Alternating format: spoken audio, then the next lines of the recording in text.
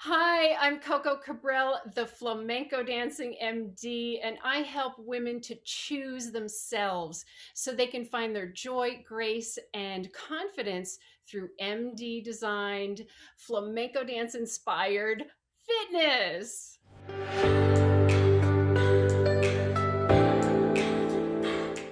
Well, Coco, thank you so much for taking a moment to sit down and have this conversation with me.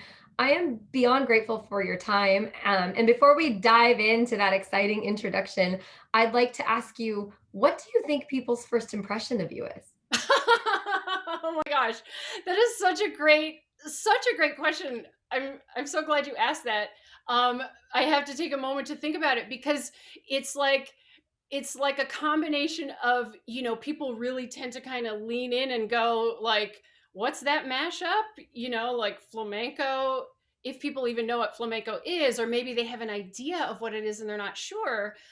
So there's flamenco, and then there's that MD, and people always kind of, it's almost like they do that physical double take of what was that.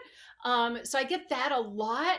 And the other thing I get a lot is, oh, I love your name. Like if it's just, you go and you go to Starbucks and they ask you your name, and in that situation it's just Coco, it's not it's not the whole intro.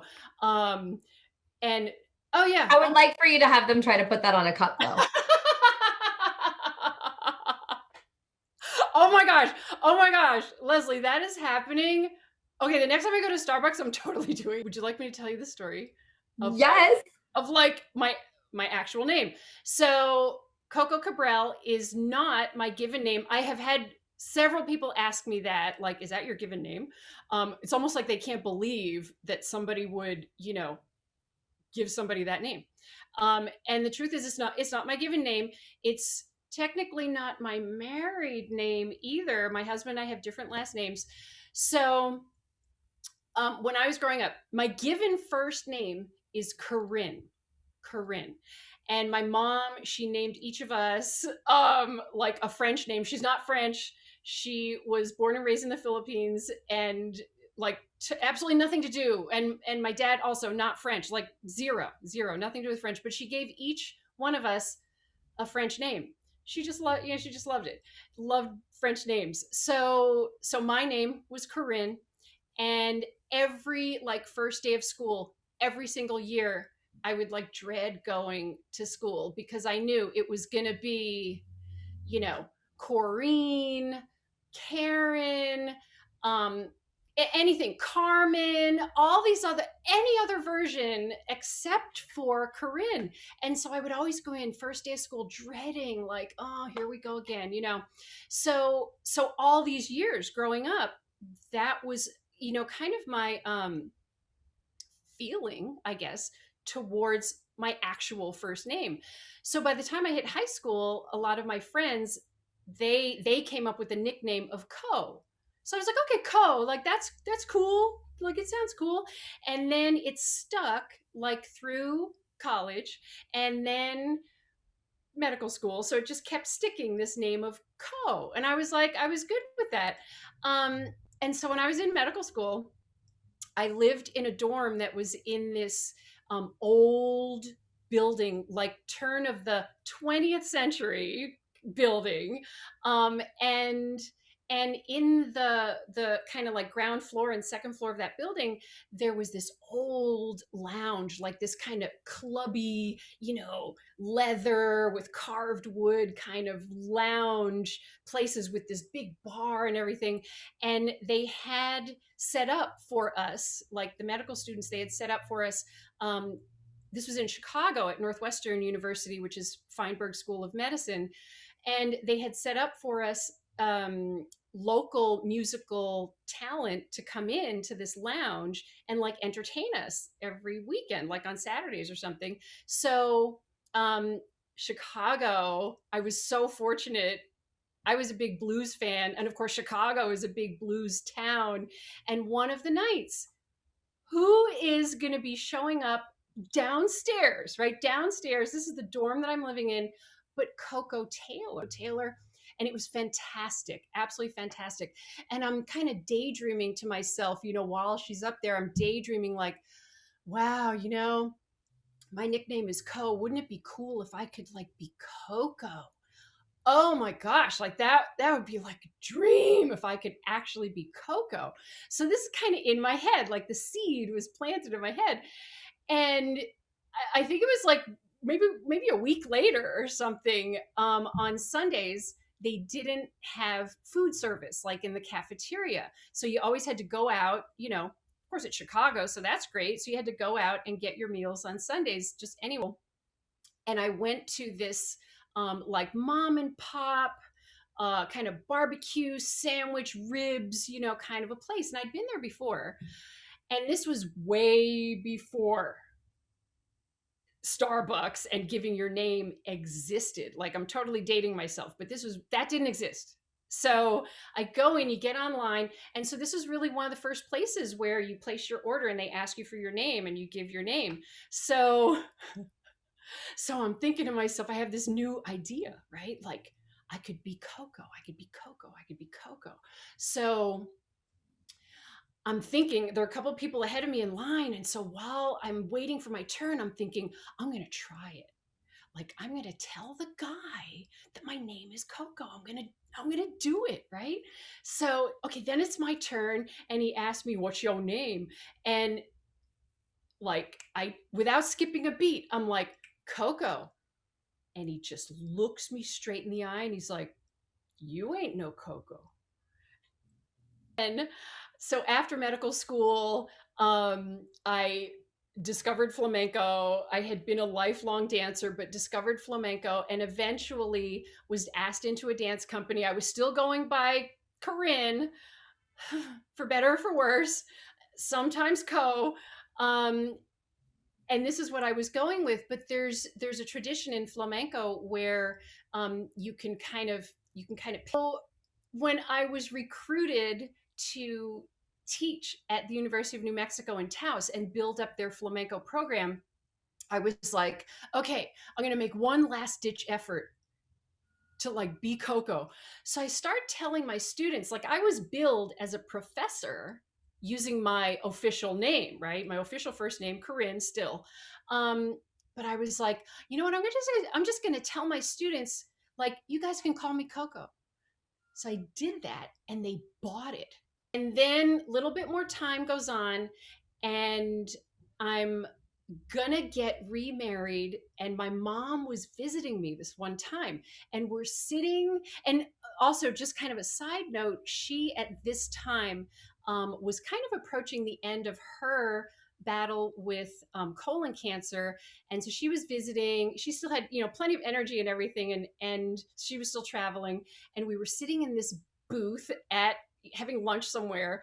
And what should I do about my last name? Because now I've got Coco working, but Burnham is my maiden name, and my husband to be, his last name is Kowalski, and like that wasn't going to work. Like that wasn't going to fly.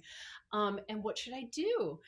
And she had this idea. She had this idea of, why don't you use my mother's maiden name, which was Cabreles. Cabreles. And I was like, ooh, that's kind of cool. Coco Cabreles. That's pretty cool.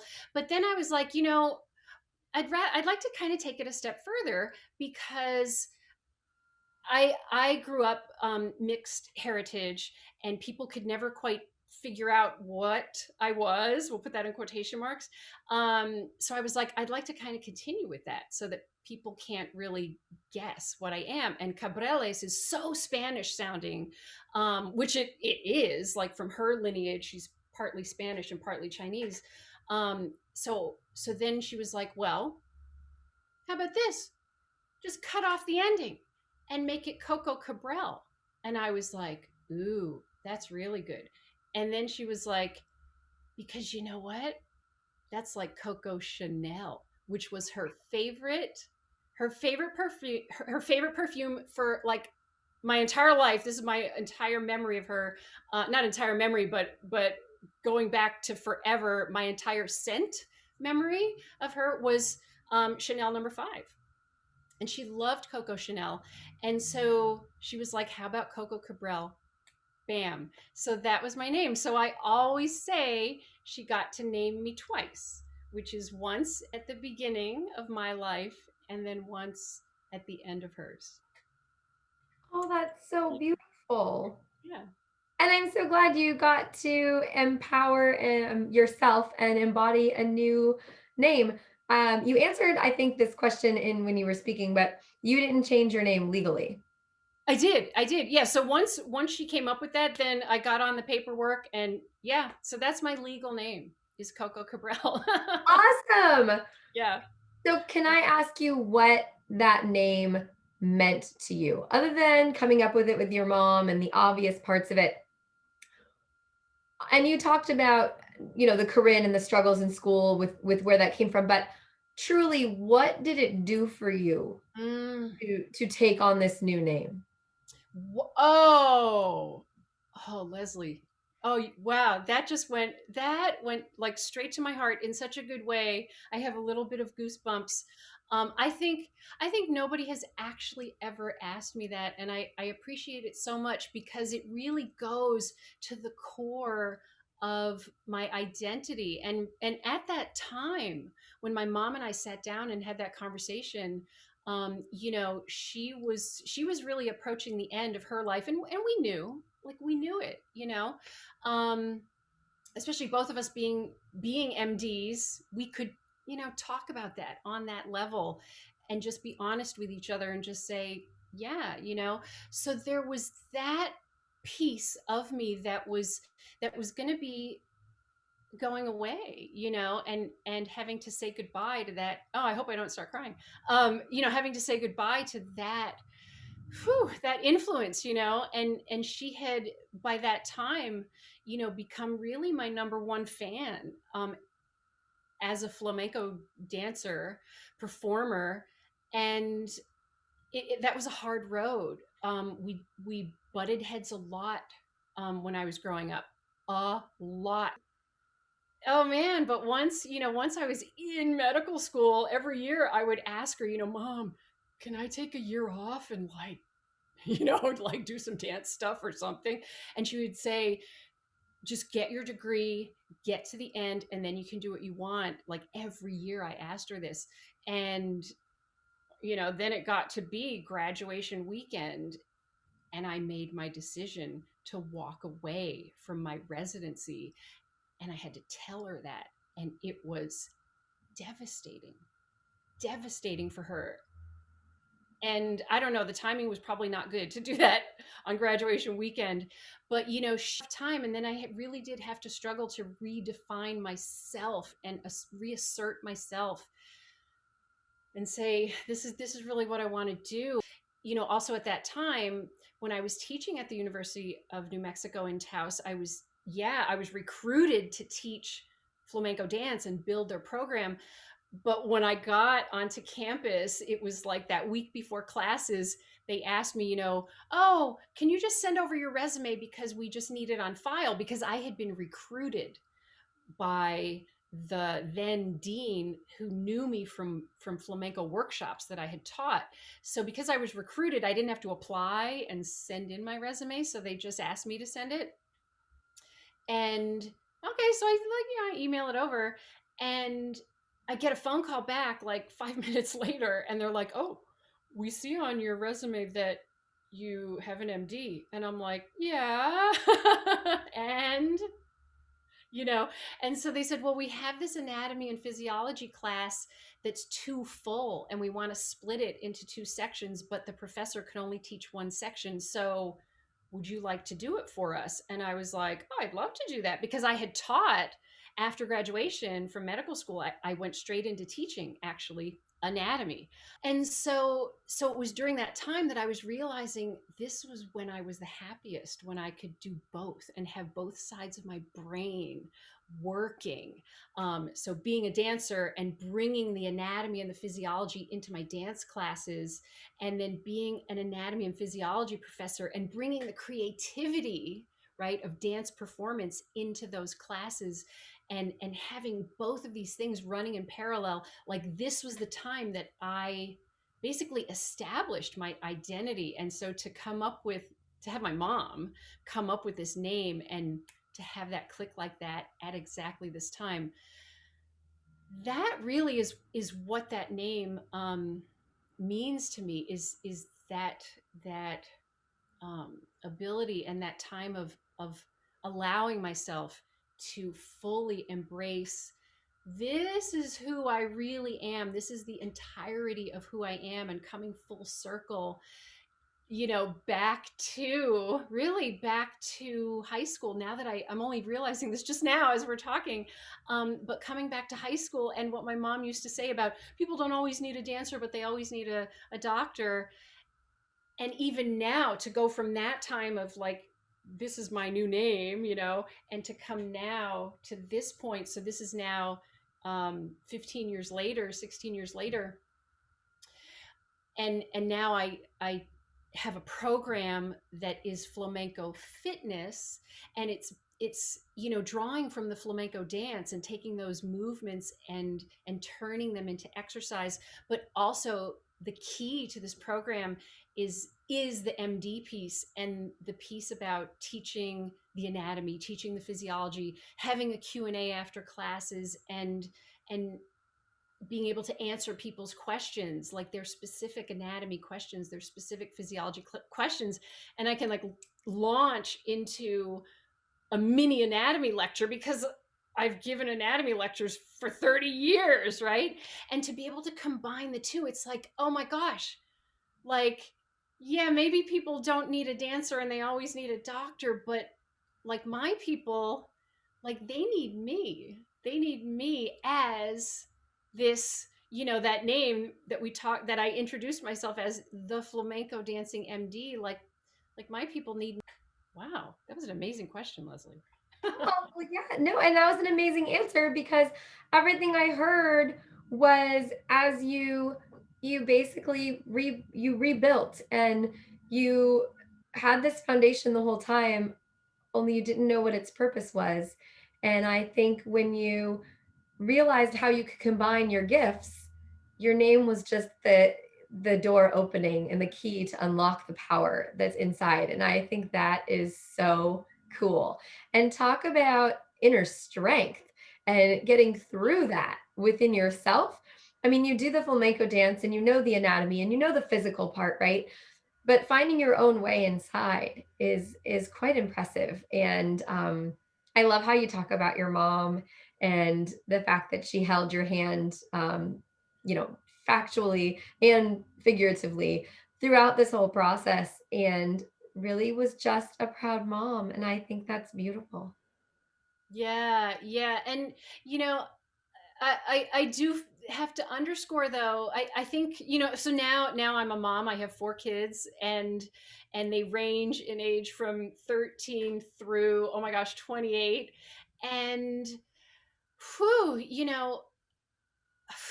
I think it's, unfortunately, I can definitely speak for myself as a mom, but I think I speak for a lot of moms, that it's really only in hindsight that you realize you realize what your mom went through. Like I said earlier, oh, she and I, woo, when I was growing up, whoa, whoa, whoa. When I was a teenager, oh no, no, I don't know if I would have wanted to have myself like as my daughter. But regardless of all of that, her this never Mm. changed. And that's the part that I think, like you said, we don't realize till we get older, because I'm extremely close to my mom too.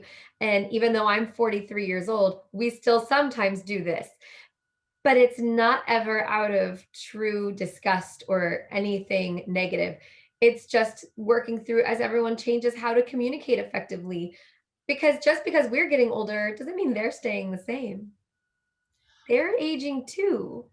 And we have to adapt and adjust to their process, which sometimes, I don't know about you, but for me can get kind of frustrating because I want my mom that used to run with me, right? And I mean, I don't mean literally, because I don't run unless someone's chasing me, but I mean my mom that used to like run around and do all these things and be as fast paced as me, if not faster. and now she's in her 70s, and I have to be mindful, and I have to understand that she's not always going to remember every little thing that I tell her, as much as it may drive me crazy. So I totally get what you're saying, and I understand the beauty in the relationship regardless of the this part or this part, whatever is happening at that moment. Either way, it's all love. Oh yeah, yeah, absolutely, absolutely. And I'm so I'm really moved to hear you talk about your mom in that way, and to be like aware of watching her process, her process, and where she is in her life as a woman. Like that's just so beautiful to me. Oh my gosh. Yeah. I love her. I try and take her everywhere. So, Coco, what is something that would surprise people to know about you? One thing that some people know is that I am somewhat of a horsewoman. I haven't ridden in a terribly long time, probably a good 13, 14 years. Like, yeah, I think the last time I rode, like for real, was uh when I was super early pregnant, very early pregnant, with my now 13-year-old, and grew up riding Western, and then learned English as an adult. And the thing that I think almost nobody knows is that there was this one year. It was actually, oh my gosh, it was actually wintertime when my two older kids, because I hadn't had my younger kids yet, but my two older kids were maybe about just just a hair younger than teenagers. And we actually rescued two horses and a pony in Just up and rescue horses, no problem. yeah. Well, I think that you have shared so many amazing things, and the way that you described your journey through the answers to the questions, in and of itself, answered so many of the questions that I had, and I'm sure the people watching. The question that I do have, and if you said it and I missed it, I apologize. At what age did you start dancing? So I started dancing ballet at 5 in kindergarten, like so many little girls. So that's when I started. I discovered flamenco though as an adult, and um, I was nursing my eldest son. And when I was nursing him, I was like, oh, I'd love to go back to dance class, but there's no way I can go and take a high level, be jumping around, leaping in modern dance class when I'm full of milk, It's like, forget it. And so I thought I should be a beginner at something. But I didn't know, like, what could I be a beginner at, because I had tried a lot of things over the course of my life, and I was like, I don't know what I could be a beginner at. And then, there are no coincidences in life. At the time I was living in Chicago, I open up the Chicago Tribune. As I'm wondering these things, I open up the Chicago Tribune one Sunday. They have a tempo section on Sundays that's nice and fat. And there was this giant article, front page, on flamenco. And I was like, I think I've heard of that, but I don't really know what it is. So I started reading the article, and there was a quote in the article which was, flamenco is the dance form where you get better as you get older. And I was like, that's for me. Because at 30 and nursing, I was feeling old as a dancer, right? So yeah, so I was 30 when I started flamenco. Took that class the whole summer. We were learning a simple yet complex traditional dance. And at the time, I thought, oh yeah, this is pretty easy. I'm gonna get this. I'm gonna master this. So I kept taking classes. We go into the fall, and then it's Thanksgiving, and I go to the studio thinking I'm going to class, and I accidentally stumbled upon this special workshop that my teacher was giving for her company dancers. And so I guess I walked in, too early, and I was like, oh my gosh, I'm so sorry.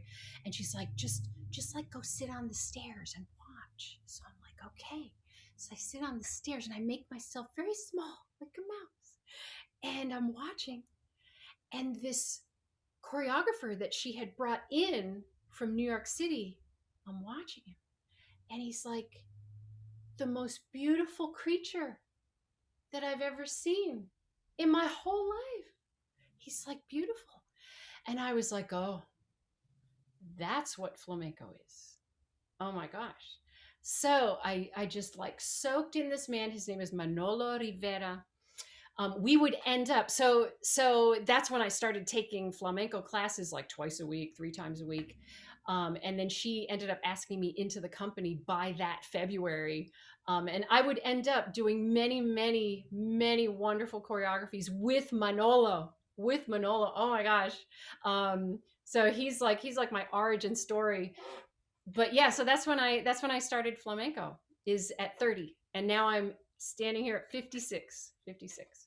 All thanks to an article and Yeah, adding to your journey. yeah. And I think that's amazing. Well, thank you again for sharing all of these amazing things. And I can't tell you how exciting it feels to listen to your story and to feel the excitement about all of the things that you've done and how empowered you feel because of doing them. Um, and I wish we had hours to spend talking about it because I'm sure there's so much more we haven't even tapped into. Oh But yeah. I should let you get back to your journey and all of the things you are doing.